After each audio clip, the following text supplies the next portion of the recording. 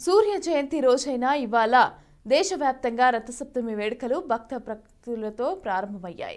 అటు వైకుంఠధామం తిరుమలలో రథసప్తమి వేడుకలు వైభవంగా మొదలయ్యాయి.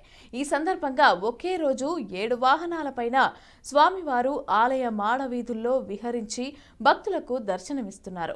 ఇవాళ భారీ సంఖ్యలో భక్తులు తరలివచ్చే అంచనాలు ఉండగా భక్తుల కోసం టీటీడీ విస్తృతమైన ఏర్పాట్లయితే చేసింది.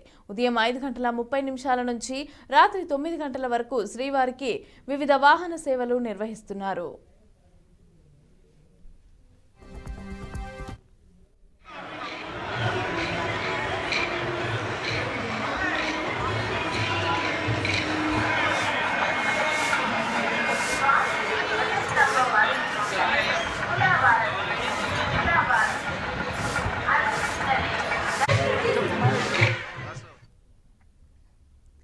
నేడు ఒకే రోజు మొత్తం 7 వాహనాలపైన తిరుమలేశుడు భక్తులకు దర్శనమివ్వనున్నారు.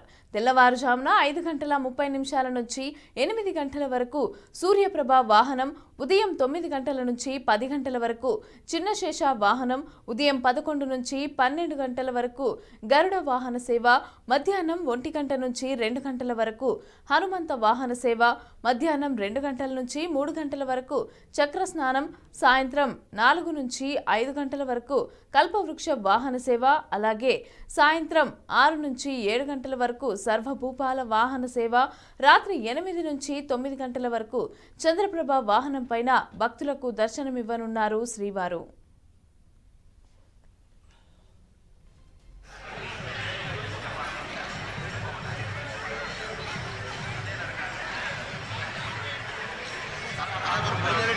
దాంట్లో చేద్దామా